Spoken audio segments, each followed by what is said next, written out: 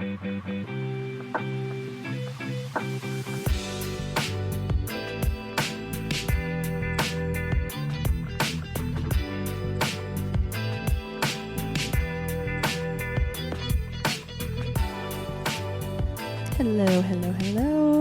friends. Welcome to Led to Gold, the podcast devoted to discussing all things growth and wellness. I'm your host, Erin Taylor, and welcome in for yet another conversation. And I'm super excited for this one. I cannot believe we are already in the month of October. This is insane. Like, literally, where does the time go? This is episode 22, and I realized that I think we're only going to get to about 26 or 27 at the end of 2023, which I'm like, holy crap. Holy moly. We've been at this for a minute, and I just want to say, if you've been here, if you've been following along, thank you so much, so much for supporting my little passion project. I mean, this is truly the kind of thing that I love to do, love to discuss, and it just lights me up when I hear from you all, when I see that you're enjoying episodes or want to continue the conversations that we have here. So thanks for that.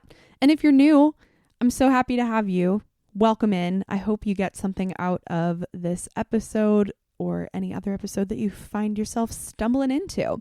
I want to also just take a minute while I'm here thinking about this time of year, this season that we've stumbled into, October in general. And I feel basic saying it, but it is true. I mean, I really think this is my favorite time of the year. I'm just really loving how nice the air feels in the morning and how it's like finally starting to get chilly when I'm riding my bike in the morning to go to the gym, and it's just the best thing ever. It's just the best thing ever. It feels so good. I love summer. I really do.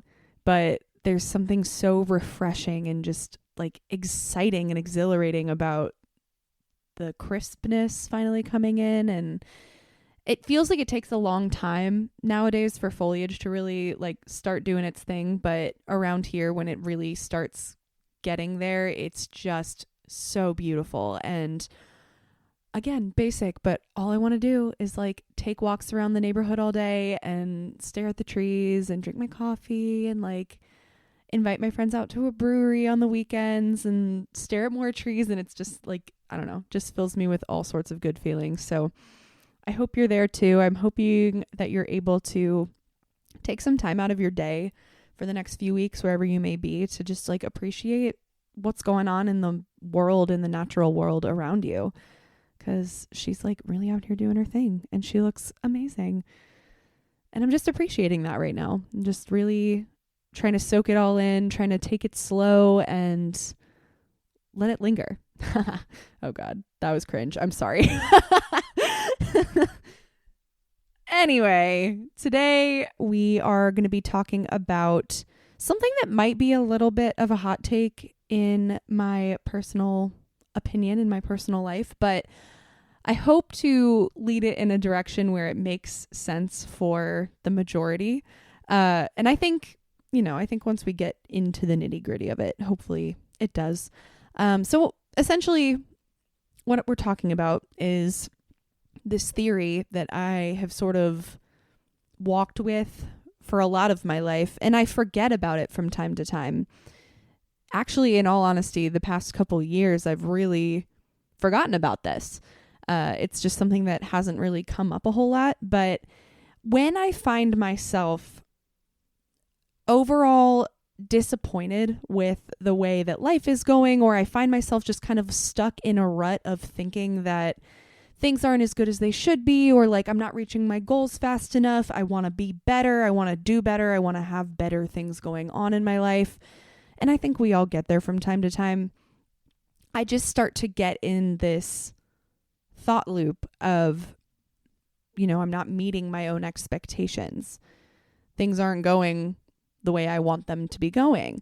This is when I start to kind of doubt a lot in my life. I start to doubt whether or not I have made the right decisions or whether or not I'm doing the right thing. And then I think we've all been there. It just kind of spirals into feeling bad about ourselves, bad about our lives, and it can lead to some pretty dark places pretty quickly. What I want to talk about today is the idea that sometimes lowering our expectations can actually be a good thing. This is something that we don't see often, especially on, wellness internet areas nowadays. It's all about manifestation. It's all about you can have everything you want and more. You can build your dream life. You can do this. You can do that. No problem. Like if you want it, you have it. The universe is going to take care of you. I can almost just verbatim start spilling out that messaging because I see it so frequently. And I want to challenge that today because it's just, I'm sorry if this comes as a disappointment to anyone, but it's really not that simple. Before I go into the details of it, I want to start off with a little story time, actually. Bringing back my inner teen, bringing her to the surface.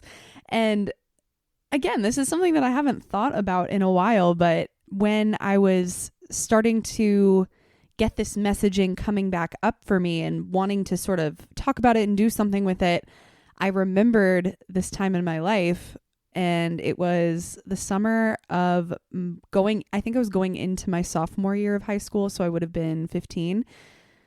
So 11 years ago-ish.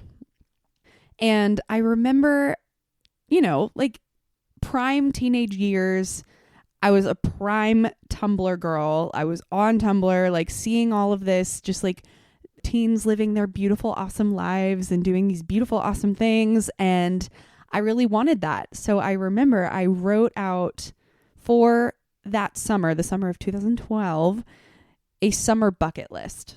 And I can think of like a few things that I put on there. I know one of them was to take my boyfriend and go to the carnival with him and kiss him on top of the Ferris wheel.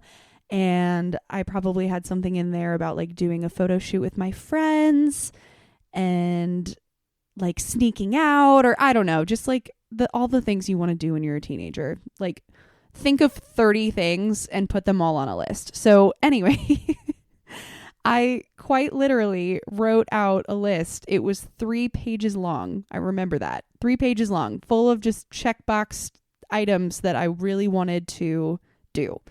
I wish I still had it. Ugh, maybe I do somewhere. If I do, I will absolutely update you and let you know what was on there. But anyway, really had my heart set on this, wanted everything to happen, expected everything to get checked off. And I know a common thread in a lot of my conversations here is that I'm pretty hard on myself. And if I don't do everything that I set out to do, I get pretty disappointed pretty quickly.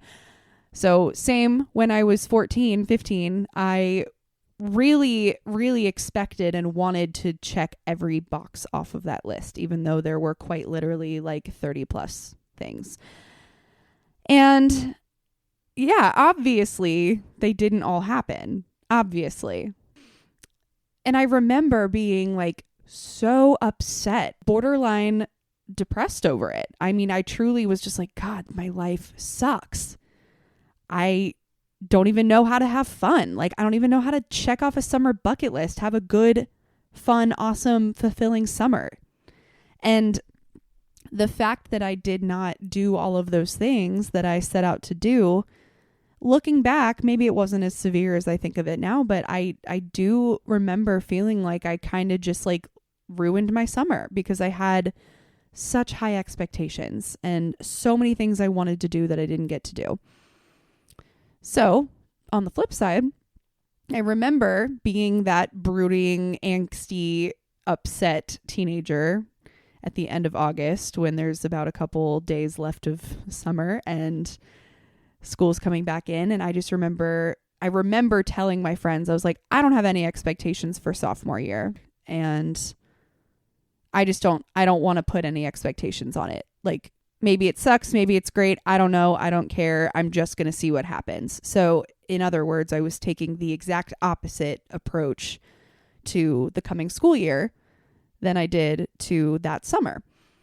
And sophomore year ended up being great, all things considered.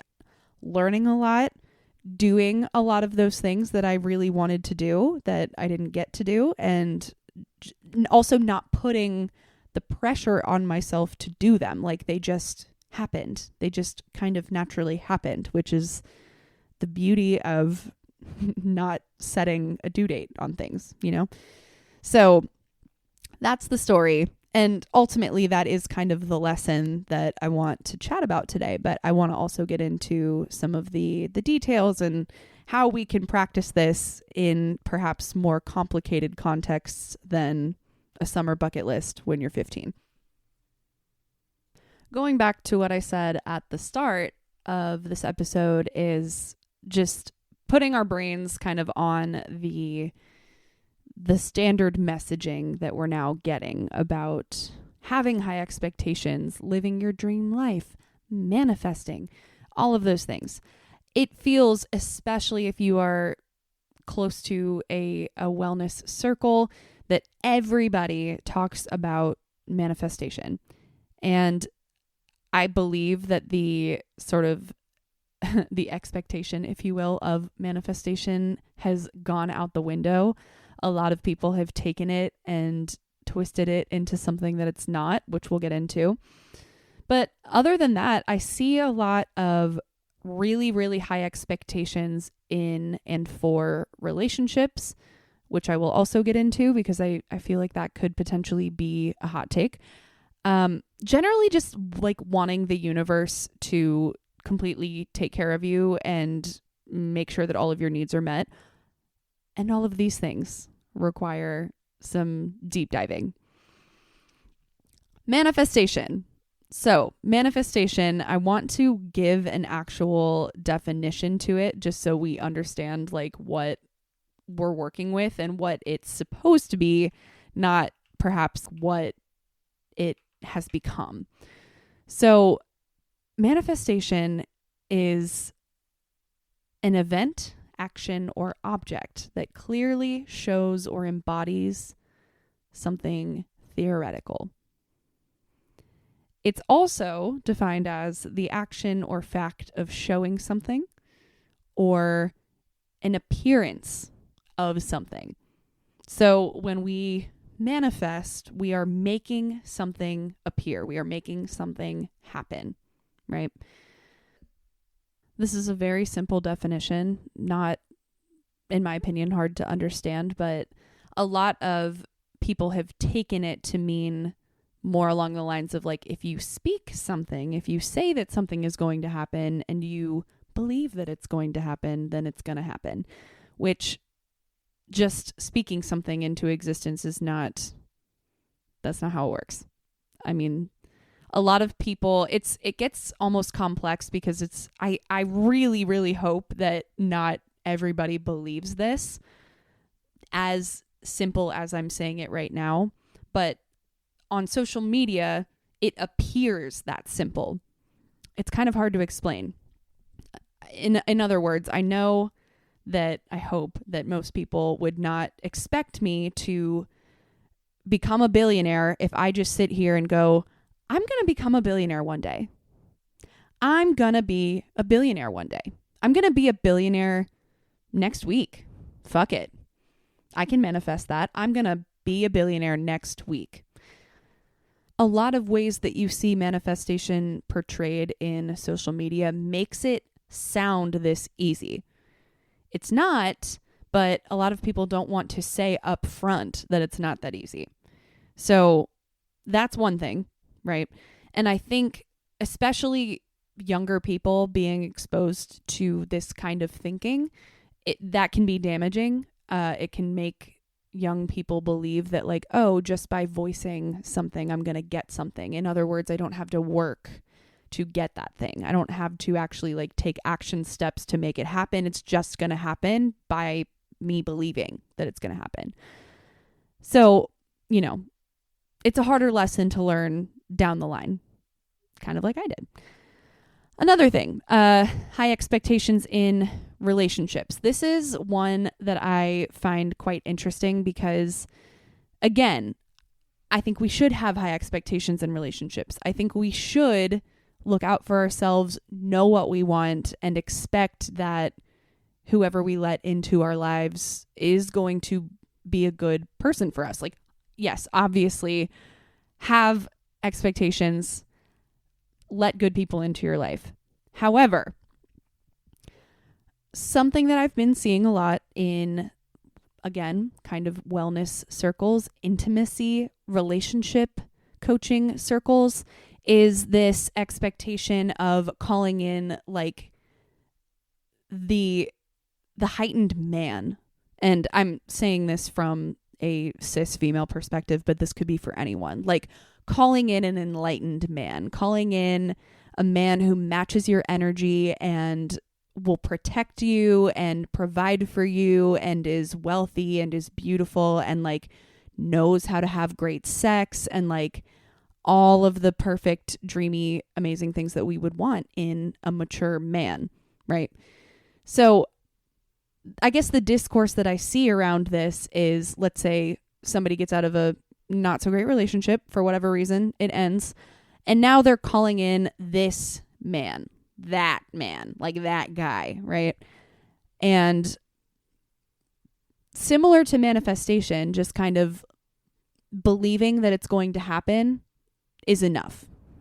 And it's just not. We have to match that energy, right? We have to be that girl or that person to call that person in, right? Okay. I think I've given enough examples. I think hopefully we see where I'm going with this. So what I want to do now is kind of just get into why this happens, how we get sucked into it, and what we can do to kind of combat that.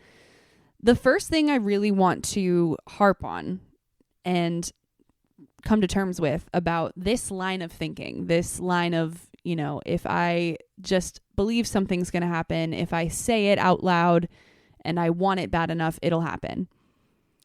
First off, I think the simplest and like most obvious stitch to that is that there's no work involved.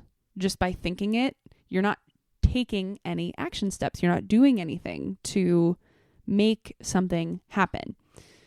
But that's getting a little bit too in the weeds, honestly, about manifestation. And that's not really where I want to go with this conversation. The conversation ultimately is about perhaps lowering our expectations.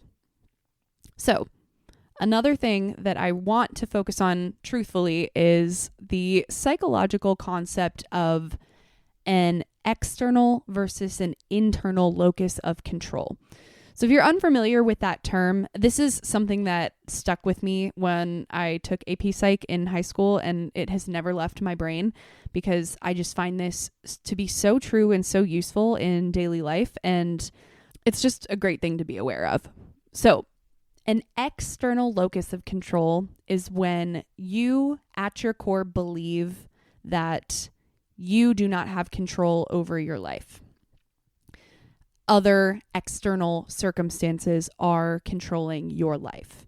And to an extent, this is true, but if we really feel this way, and if our immediate reaction to something bad happening to us or something not going the way we initially wanted it to go, if our reaction is, oh, this always happens to me, like something bad always happens to me, it's always, why me, why me, why me? Then you're in an external locus of control. You believe that you do not have any power over the things that happen to you. Then there's the internal locus of control, which is essentially the exact opposite, and it insinuates that you are in control of your life. You may not be able to control everything that happens to you, but you have the power to make choices. You have the power to steer the ship, essentially, to get out of a bad situation, to at least make things better in the long run. That's the internal locus of control. Feeling, instead of why do bad things always happen to me, it's, okay, well, what can I do to minimize the damage here? Because I do have some power in what happens to me. So, thinking about manifestation, thinking about high expectations for everything, just wanting all of the things to come to you without perhaps having to do a lot of work to get it. That, to me, screams external locus of control, but not in a way that we usually study an external locus of control. When I remember talking about it in AP Psych, it was, like I just mentioned, very based off of the oh, something bad happens, what's your reaction? So thinking of it almost in the opposite, how do things come to you? If you have an external locus of control, you're going to believe that things just happen. Things just happen and you have no say-so over it. And that's just quickly back on the manifestation thing. That completely defeats the purpose of manifestation, doesn't it? The whole purpose is that you are able to create the thing that you want, right? But if we think that it is super duper easy to do and that all we have to do is speak it, all we have to do is believe it, and it's going to happen, that's a very external way of thinking. And that's not doing us any favors. A friend DM'd me on Instagram a couple months ago when I initially asked about thoughts on this topic. And I wanted to read part of what they said just to kind of contextualize in another example and in another person's life how we see this happen in sort of that spiritual wellness world. And also not in that world, by the way. I think, I don't know, if you're on a certain side of the internet, you're going to see these things. So they said, I think social media makes it seem like everyone can have everything they ever want and never need to compromise or change course in pursuit of that thing. I definitely believe that people can have whatever they want, but the way that concept is promoted on social in terms of manifestation gurus, etc., makes it seem like it's a simple point A to point B, when in reality, it's extremely complex and time consuming. In the end, having expectations for yourself to be at one specific place, no exceptions, is going to hinder your manifestations and what's actually meant for you coming through. So in general, people, like me especially, LOL, need to fucking relax a bit and realize that some shit just takes lots of time and consistent effort, and the twists along the way are something to embrace. I absolutely loved this comment, and I really wanted to kind of just harp on this for a moment. I've already said this, but it takes work, right? It takes work to have high expectations. Keep your high expectations. Have them. Have them for a lot of things, because in a lot of areas of life, it's important, very important, to have high expectations. Make sure that people are treating you well. Make sure that you are not tolerating, behaviors and external factors within your control to get rid of that don't need to be in your life. Don't accept those things. That's fine. But, understand having high expectations comes with a certain level of walking toward those things that you want to achieve. So let's talk about lowering some expectations. My hope is to discuss this in a way that we can kind of take the super negative connotation out of the idea of lowering your expectations, because, I could sit here all day and talk about how it has quote unquote worked for me in the past, but I can't ignore the fact that saying lowering your expectations sounds kind of bad. I recognize that it sounds kind of bad, especially for my girl bosses or my recovering girl bosses out there that want the best for themselves. Again, you should want the best for yourself. But what can it do for us when we actually take stock of the things that we are sort of waiting for, that we are expecting, that we are not going to tolerate anything below what we have set out to achieve? What happens if we take stock of that and perhaps recognize that some of those things might be dated, might not actually be realistic after all, or maybe we are just in a point in our lives where that high expectation can't be achieved yet. I'll relate this back to an example from my summer of 2012 bucket list, where I'm sure somewhere on that list I had something along the lines of wanting to sneak out of my parents' house. So, you see that on Tumblr as a teenager. You hear in school that people get to sneak out and do these things without their parents knowing and just like having a grand old time doing it. Well, there were a couple things, despite my wanting to do that, made it damn near impossible to do. First off, the most glaringly obvious to me when I was younger was that I did not really live in an area or in a neighborhood where I could successfully sneak out and actually get anywhere unless I had a way older friend like come pick me up from my house or, drive to the top of my street and wait for me there so I could get in their car, which led to another obstacle being that I didn't have any older friends with cars. I just didn't live in an area where sneaking out was easy, right? So the expectation that I put on that summer to be able to sneak out of my house and go do something crazy with my friends, I was immediately putting myself in a position where I was going to fail because I couldn't logistically sneak out of my own house. So kind of a silly example, but my point in it is that a lot of times we might kind of oversell our expectations. We might be thinking too big. And that's not inherently a bad thing. We want to think big. We want to expand and grow into a lot of our goals. But sometimes putting a deadline on things ends up making it more upsetting when we don't get there when we want to get there. As I say this, I realize that lowering your expectations oftentimes is synonymous with just being realistic. Just being realistic about what you are able to do at this point in time, or how long it may take to get to where you want to be, to get that maybe higher expectation met.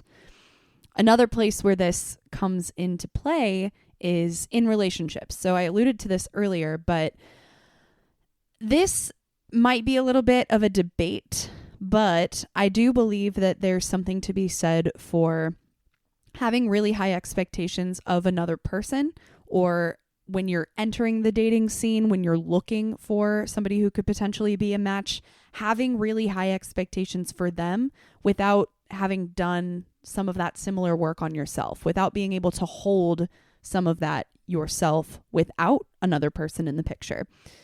So an example that I might give in this, and again, this is just kind of something I've seen on the internet, but regardless, I know people who have done this. Maybe even to an extent, I've done this.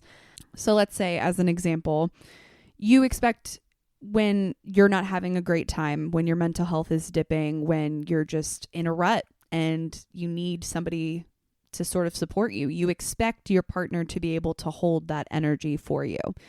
But maybe you aren't meeting that when they need it, or you don't maybe necessarily, even not consciously, this could be an unconscious thing that we're not aware of in ourselves, but perhaps when they need support, when they need a shoulder to cry on, you can't quite meet them in the same way that you want them to meet you. And that is a situation in which you may need to lower your expectations. You need to match the energy of what you're expecting out of another person. You need to be able to be that person, not only for them, but also for yourself first. When I see all of these people wanting, financially stable men, for example, are you financially stable? Do you have good spending habits? If you don't, or if you're somebody who just wants to be able to spend somebody else's money, that is not, in my opinion, really creating the energy in which somebody who's a serious relationship, not just like a sugar daddy situation, a serious relationship like that is not going to come as easily to you because you are not putting in the effort that it takes to ask for somebody who's financially stable if you're not practicing those skills yourself. That might sound a little bit harsh, but I do think there's a lot of truth to that.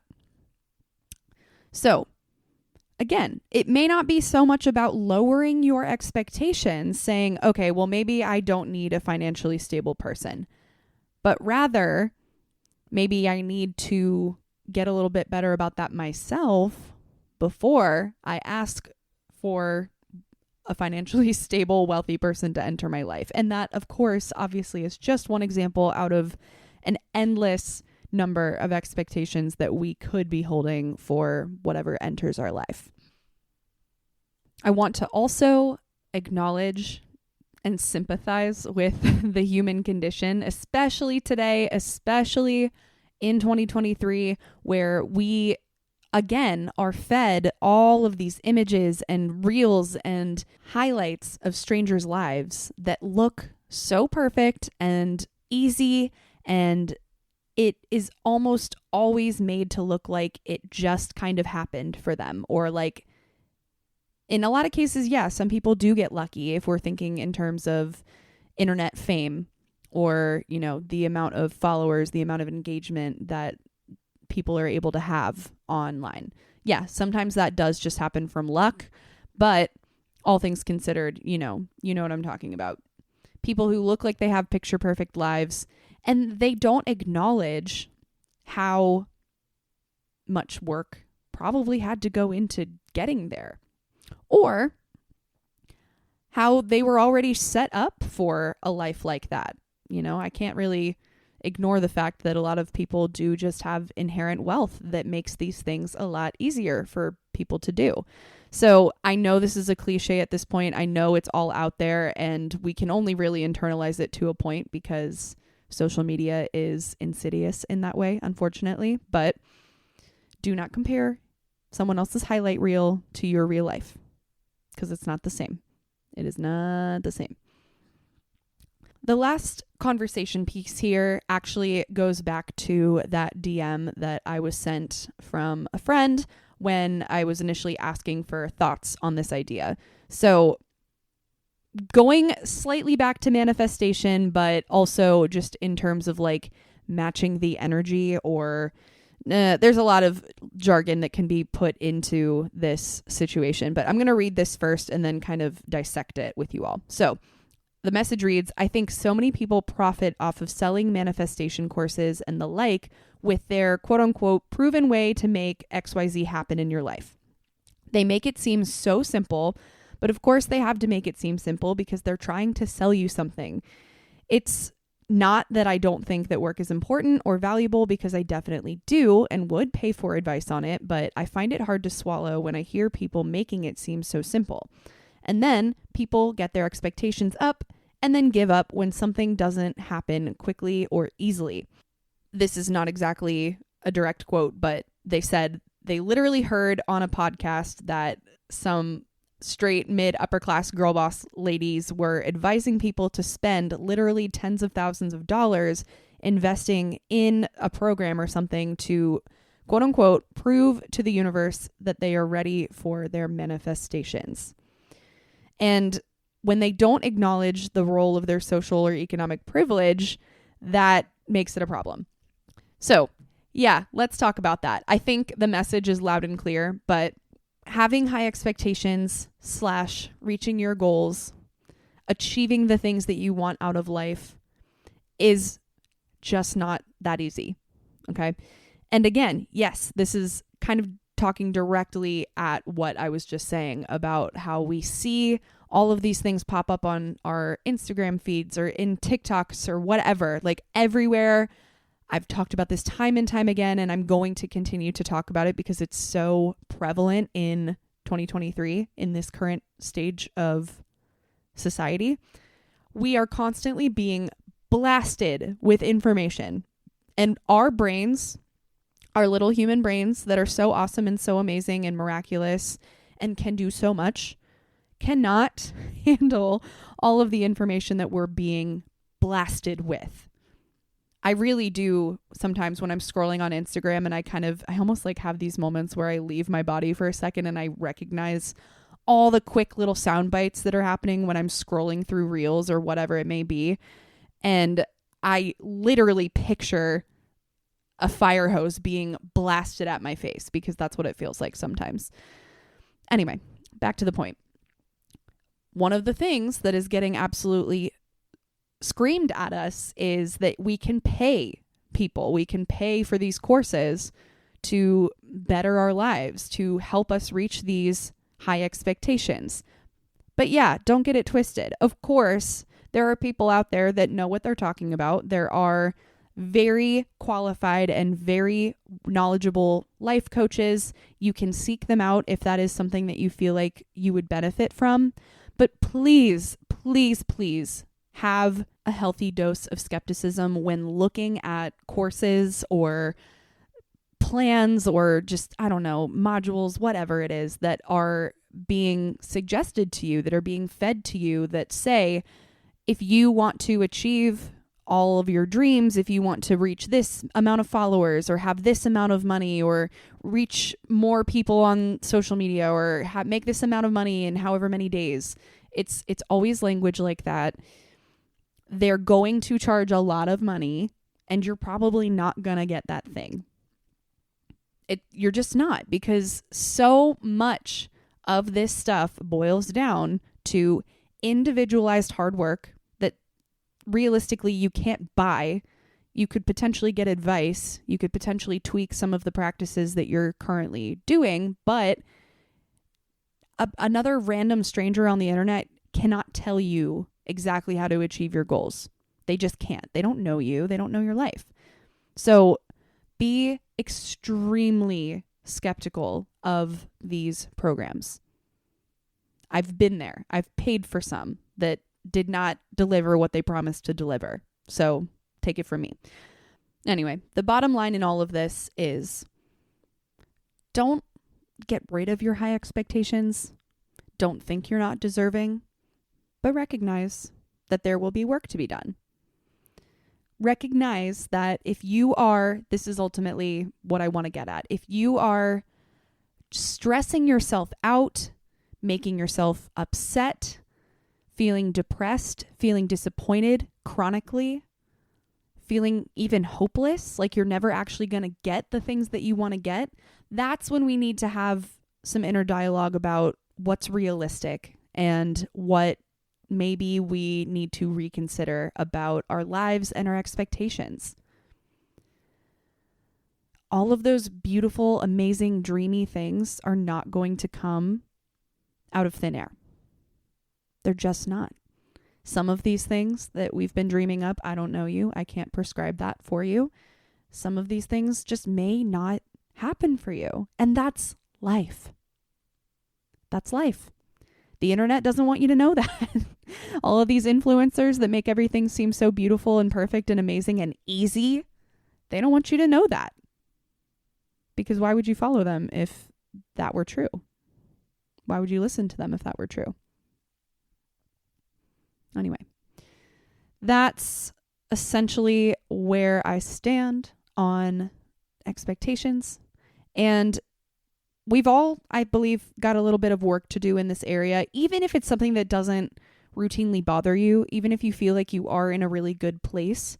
If you are a person who is absorbing a lot of media, it can't hurt to take stock of this every once in a while and say, to yourself, what am I seeing that's not realistic? What am I seeing that I'm maybe buying into and I shouldn't be? What is not all it's cracked up to be? So just some things to consider when you have the time. And another thing to consider, if you would like, is a card that I'm about to pull from the We're Not Really Strangers Healing Edition. This is something I do at the end of every single Led to Gold episode. So I always encourage listeners to journal along or even just, take a second to answer this question for yourself. It's a great reflection tool. And if you're interested, it's, I believe they sell it at Target now, so it's pretty easy to go and find. But again, we are not really strangers. Okay. Today's question is, when was the last time you healed from something you weren't sure you could move past?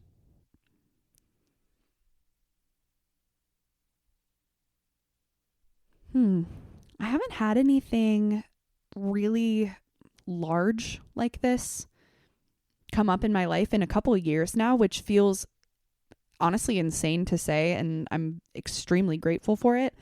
But I think the biggest answer for me would be when I was struggling really, really deeply with OCD, and I didn't know what it was. Like, I didn't understand that was what was going on with me. And to kind of make it even more complex, it's like I went through a lot of waves of it, and a lot of waves of depression, anxiety, what have you, in college. And, eventually things would get a little bit better. It wasn't as prominent on my mind. But I remember too, even after college, I had a couple waves, and I'm always going to have waves. I think that just comes along with mental health, mental illness, however you want to look at it. But I remember probably the last pretty big one, pretty severe wave was in early 2021, where I was having intrusive thoughts come back. I hadn't really dealt with them in a while, and it scared the shit out of me, to be quite honest. And I just remember being really upset and really kind of, I don't want to say hopeless, but just like, shit, like this is something that is always going to happen. This is something that is always going to happen to me. It's just going to keep coming. I'm never going to get better. It's that feeling. I'm sure if you have struggled with mental health in the past, you know that feeling that I'm just always going to be like this. I'm always going to feel like this. It's never going to get better no matter what I do. And happy to report that that's not true. I really have not struggled with intrusive thoughts or severe anxiety longer than, a couple days at a time since early 2021. And having like 2 years now, a good solid 2 years of a calm, mostly centered, mostly content mindset is something that I genuinely, for probably most of my life, never thought I would have. So that feels really good to be able to say. I recognize that it could always take a dip, and I might not be super prepared for it, but I'm happy to say that, sometimes the peaks can last quite a while. So that feels great to say, and I'm grateful. So what about you? When was the last time you healed from something that you weren't sure you could move past? I would love to know.